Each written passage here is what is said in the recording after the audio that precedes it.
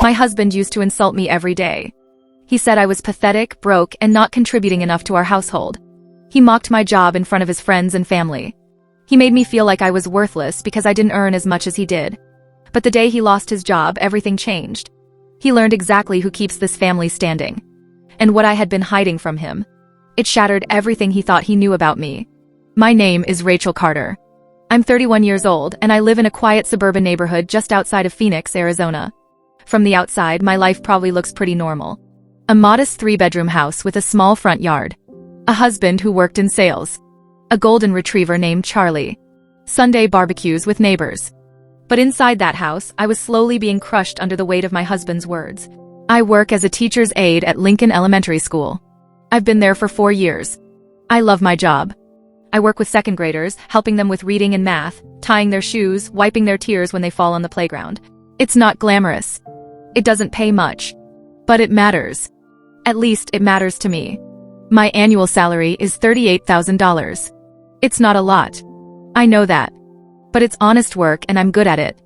My husband, Derek, works in medical device sales. Or at least he did. He made around $95,000 a year plus commissions. He was proud of that number. He mentioned it often. He wore expensive watches. He drove a BMW. He talked about his sales numbers at every dinner party. And he made sure everyone knew that he was the breadwinner in our marriage. I didn't mind at first. I was proud of him too. But somewhere along the way, his pride turned into arrogance. And that arrogance turned into cruelty. He started making little comments about my income. Little digs that felt like tiny cuts. At first, I laughed them off. I thought he was joking. But the jokes never stopped. They just got meaner. I tried to help financially in every way I could. I took on extra tutoring hours. I sold crafts on Etsy. I clipped coupons and meal prepped to save money on groceries. I did everything I could to contribute. But it was never enough for Derek. He always found a way to remind me that I wasn't pulling my weight. That I was lucky he took care of everything. That without him, I'd be living in a studio apartment eating ramen noodles. I started to believe him. I started to feel guilty every time I bought something for myself. I started to shrink. I stopped talking about my work because he'd roll his eyes. I stopped sharing my dreams because he'd laugh. I became smaller and smaller until I almost disappeared. I didn't know everything was about to flip. Derek's personality wasn't always like this. When we first started dating 7 years ago, he was charming and ambitious. He had goals. He worked hard. He talked about building a future together. I fell in love with that version of him. The version that held my hand and told me I could be anything I wanted to be. But after we got married 3 years ago, something shifted. Money became his identity. His entire sense of self-worth was tied to his paycheck. He started comparing himself to his coworkers, his friends, even strangers on social media. He bought things we didn't need just to prove he could afford them. A new TV. A luxury grill.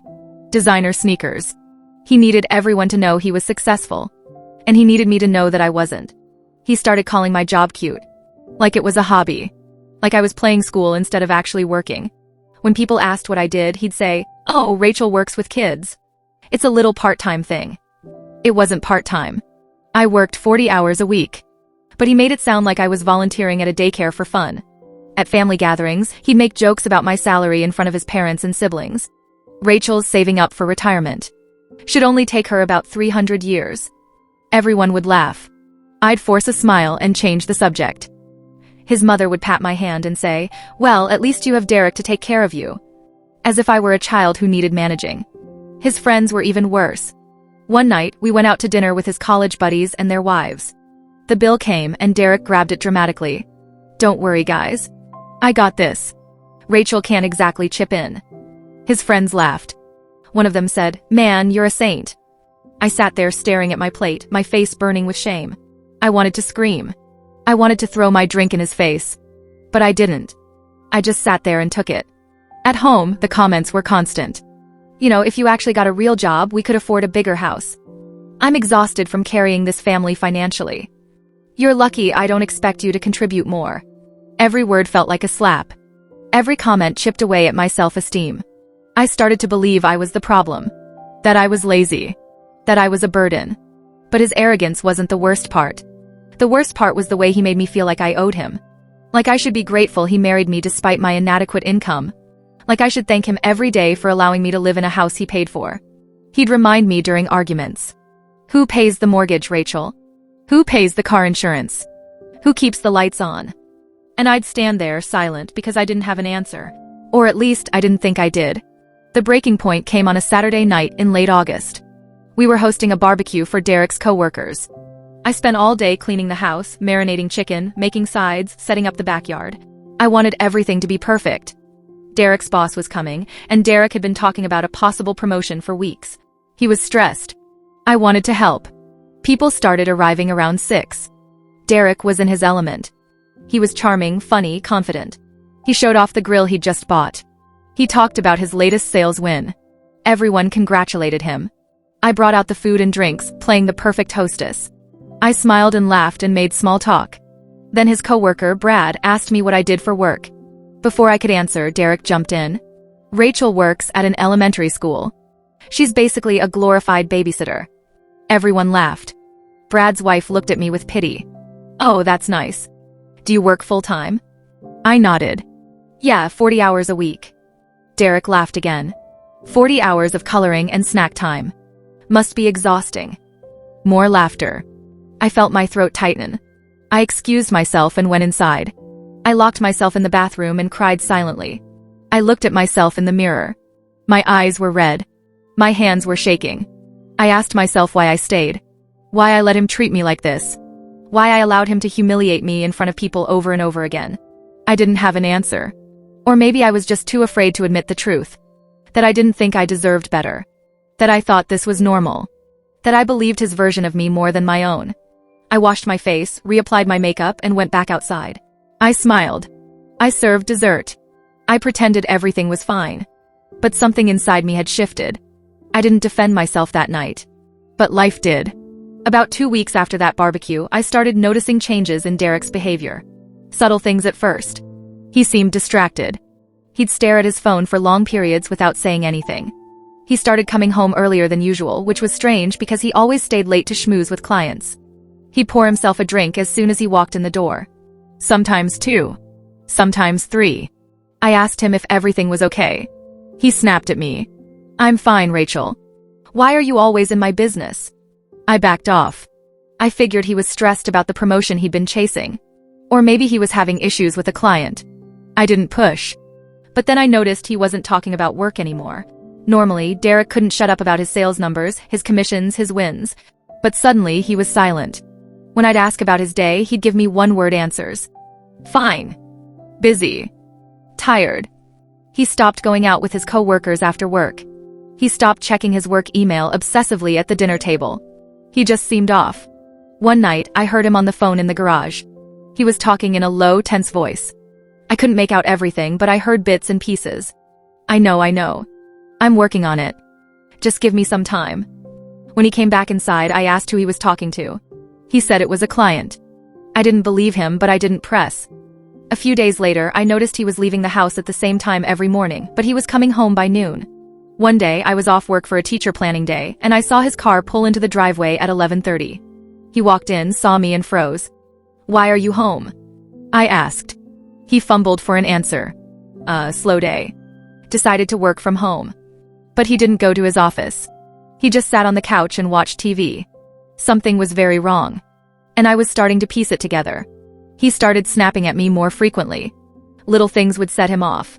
I forgot to buy his favorite beer. I didn't fold his shirts the way he liked. I asked him to take out the trash. Everything I did annoyed him. And instead of just being annoyed, he became cruel. God, Rachel, can you do anything right? You're useless. I don't know why I even married you. At least I could have married someone who could actually contribute. I stopped arguing with him. I just took it. Because deep down I was scared. Scared that if I pushed back, he'd leave. And I didn't know if I could survive on my own. I didn't think my income was enough. I didn't think I was enough. I didn't know his insults were a cover for a secret that could destroy him. It was a Thursday afternoon in early September. I got home from work around 4. Derek's car was already in the driveway, which was unusual. I walked inside and found him sitting at the kitchen table, staring at a piece of paper. His face was pale. His hands were shaking. Derek. He didn't look up. I walked closer. What's wrong? He finally looked at me, and I saw something I'd never seen before. Fear. I got fired. The words hung in the air. I didn't know what to say. What? When? 2 weeks ago. 2 weeks. He'd been lying to me for 2 weeks. Leaving the house every morning, pretending to go to work, coming home, pretending everything was fine. Why didn't you tell me? He laughed bitterly. Because I thought I could fix it. I thought I'd find something else before you noticed. What happened? He ran his hands through his hair. They said I wasn't meeting my targets. That I'd been underperforming for months. They let me go. Just like that. I sat down across from him. My mind was racing. Okay. We'll figure it out. You'll find another job. You're good at what you do. He slammed his hand on the table. Don't patronize me, Rachel. I flinched. I'm not. I'm trying to help. Help? You want to help? Then get a real job. Stop wasting your time with those kids and actually contribute something meaningful. I stared at him. Excuse me. You heard me. You make what, $38,000 a year? That's nothing. That's embarrassing. If you actually had a decent job, we wouldn't be in this mess. This mess? Derek, you just told me you got fired. That has nothing to do with me. It has everything to do with you. If I didn't have to carry this entire family on my back, maybe I wouldn't have been so stressed. Maybe I would have performed better. But no. I'm stuck with a wife who plays school and calls it a career. I felt tears stinging my eyes, but I refused to cry in front of him. That's not fair. Fair? You want to talk about fair? I've been supporting you for 3 years. I pay for everything. And what do? You color with second graders. I stood up. I'm not doing this. Of course you're not. Because you never want to face the truth. You're weak, Rachel. You're pathetic. And honestly, I don't know why I married you. I walked out of the kitchen. I went to our bedroom, shut the door, and sat on the floor. I cried harder than I'd cried in years. Not because I believed him, but because I realized something. He was projecting. He was terrified. He'd built his entire identity around his job, his income, his success. And now that it was gone, he had nothing. So he was trying to tear me down to make himself feel better. And when I confronted him, he blamed me. Over the next few days, Derek spiraled. He spent most of his time on the couch, scrolling through job listings but never actually applying. He drank more. He snapped at me constantly. He blamed me for everything. The bills. The stress. The fact that he couldn't find a job immediately. One night, he went through our bank statements. He called me into the living room. Do you see this? Do you see how little you contribute? He pointed at the numbers on the screen. Your paycheck barely covers groceries. I pay for everything else. The mortgage. The car payments. The insurance. Everything. I stood there, silent. He continued. If you actually had a good job, we wouldn't be struggling right now. But no. You wanted to work with kids. You wanted to follow your passion. He said the word passion like it was something disgusting. Well, congratulations, Rachel. Your passion is bankrupting us. I wanted to scream. I wanted to defend myself. But I didn't. Because I had a secret. A secret I'd been keeping for almost 2 years. A secret that would destroy his entire narrative. But he didn't know what I had been doing behind his back. 2 years ago, I started a side business. I didn't tell Derek because I knew he'd mock me. I knew he'd call it a waste of time. So I kept it to myself. I started an online tutoring business. I worked with students who needed extra help in reading and math. I'd do sessions in the evenings after work and on weekends. I charged $30 an hour. At first, I only had a few clients. But word spread. Parents started referring me to other parents. I built a website. I joined tutoring platforms. I got busier and busier. Within a year, I was making an extra $1,000 a month. Then $2,000. Then $3,000. I opened a separate bank account that Derek didn't know about. I deposited every dollar I made from tutoring into that account. I didn't touch it. I just let it grow. I also started paying for things without telling Derek. 6 months ago, I noticed our credit card debt was climbing. Derek liked to spend, but he wasn't great at paying things off. So I started making extra payments. $500 here. $1,000 there.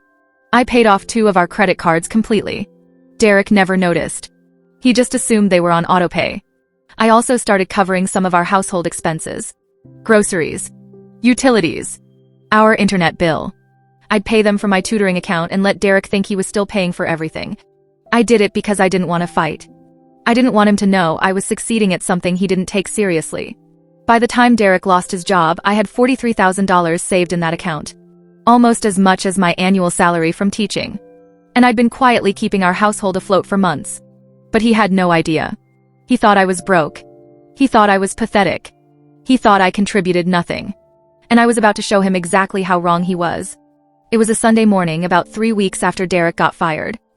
He was sitting at the kitchen table, scrolling through his phone, looking miserable. I made coffee and sat down across from him. "We need to talk." He sighed. "About what?" "About money. About bills. About everything."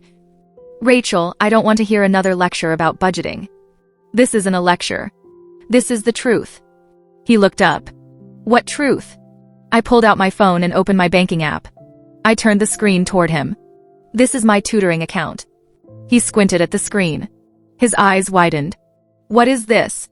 "That's $43,000. I made it from my side business. The one I've been running for 2 years. The one you didn't know about because you never asked." He stared at the screen. "You have $43,000? "Yes." "How?" "I've been tutoring students online. In the evenings. On weekends. While you were out with your friends or watching TV, I was working. I was building something. And I saved every single dollar." He looked stunned. "Why didn't you tell me?" "Because you would have mocked me. You would have called it a waste of time. You would have made me feel small. So I kept it to myself." He shook his head. "I don't understand." "There's more." I pulled out a folder from the drawer. Inside were receipts, bank statements, payment confirmations. I spread them out on the table. For the past 6 months, I've been paying for groceries. I've been paying the utility bills. I've been paying the internet. I paid off your Visa card. I paid off your Discover card. I've been covering expenses you thought you were paying. His face went pale. "What are you talking about?" "Derek, you've been so busy mocking my income that you didn't notice I've been keeping this household running. While you were insulting me, I was paying your credit card debt. While you were calling me pathetic, I was making sure the lights stayed on. While you were blaming me for our financial problems, I was the only one actually solving them." He sat back in his chair. He looked like he'd been punched in the stomach. I continued. "So when you say I don't contribute, you're wrong. When you say I'm broke, you're wrong. When you say I'm pathetic, you're wrong. I've been working harder than you know. And I've been doing it quietly because I didn't need your approval. But now you've lost your job and you've been blaming me for everything, and I'm done staying silent." He didn't say anything. He just stared at the papers on the table. "You thought you were the only one holding this family together. But you weren't. It was me. It's been me for a long time. But I wasn't finished." Over the next few days, Derek changed. He stopped insulting me. He stopped blaming me. He became quiet. Almost too quiet. He'd sit on the couch for hours, staring at nothing. I think the truth had broken something inside him. His entire sense of identity, his entire ego, was built on the idea that he was the provider, the successful one, the one who mattered. And now he knew that wasn't true. I didn't gloat. I didn't rub it in his face. I just went about my life. I worked. I tutored. I took care of the house. I paid the bills. And Derek watched me do it. One evening, about a week after our conversation, he came into the kitchen while I was making dinner. He stood in the doorway, looking uncomfortable. "Rachel, can we talk?" I nodded. "Sure." He sat down at the table. "I've been thinking a lot about what you said." "Okay." "I was wrong. About everything. I was cruel to you. I insulted you. I made you feel like you weren't enough. And I'm sorry." I stirred the pasta on the stove. "Thank you. I mean it. I was insecure. I tied my entire worth to my job and my income.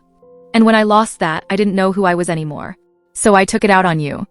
I made you the problem because I couldn't face the fact that I was the problem."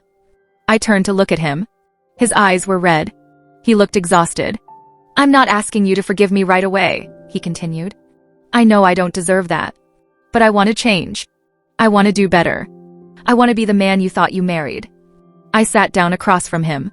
"Derek, I appreciate the apology. I really do. But words aren't enough. You humiliated me for years. You made me feel worthless. You crushed my confidence. And I'm still healing from that." He nodded. "I understand. If you want this marriage to work, things have to change. Really change. You need to respect me. You need to value what I do. You need to stop measuring people by their paychecks. And you need to get help. Therapy. Counseling. Something. I will. I promise. And you need to understand that I don't need you to take care of me. I can take care of myself. I've been doing it all along. So if we stay together, it's because we're partners. Equals. Not because I need your money or your approval. He reached for my hand. I get it. And I'm going to prove to you that I can be better. I pulled my hand back. I hope so. But right now I need space. I need time to figure out if I even want to stay in this marriage. His face fell. Are you leaving me? I don't know yet. And I made one final decision. I moved into the guest bedroom. I told Derek I needed time to think. He didn't argue. He just nodded and gave me space. Over the next few weeks, I watched him change. He started applying for jobs seriously. He went to therapy. He stopped drinking. He started doing chores around the house without being asked. He'd make dinner sometimes. He'd do the laundry. He'd thank me for the things I did. It was strange. This was the man I thought I'd married. The man I fell in love with. But I didn't know if it was real or if it was just desperation. I didn't know if he was changing because he genuinely wanted to or because he was scared of losing me. One night, about a month after our big conversation, he got a job offer.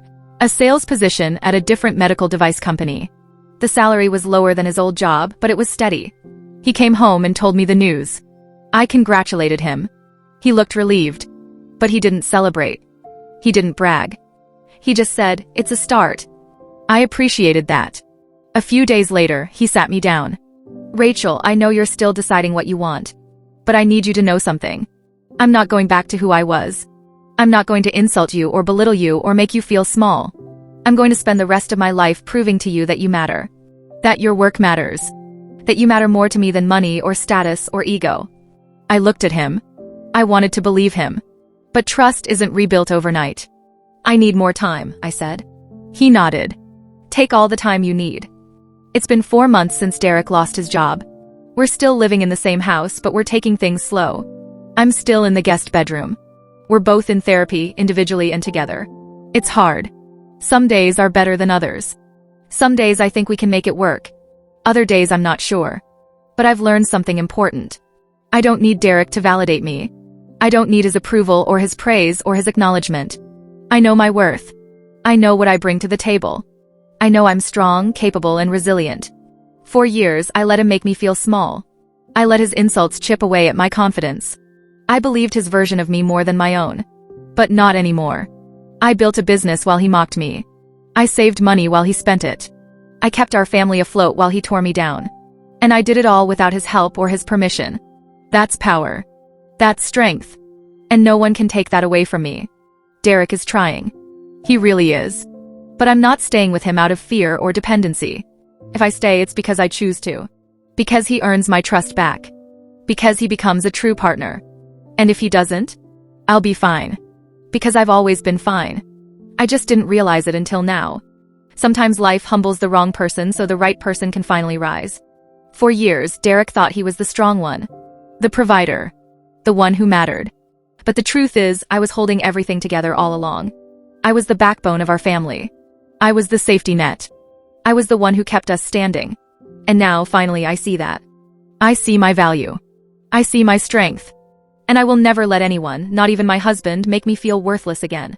I don't know what the future holds. I don't know if Derek and I will make it. But I know one thing for sure. I'm going to be okay. Because I've always been okay. I just forgot for a while. But I remember now. And I'm never forgetting again. If someone ever made you feel like you weren't enough, you know how painful that is.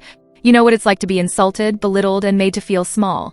Have you ever been in a relationship where someone mocked your income or made you feel worthless? Have you ever had to stand up for yourself when no one else would? Tell me your story in the comments. I'd love to hear it. And if you want more stories like this, let me know. Don't forget to subscribe. Thank you for listening to my story.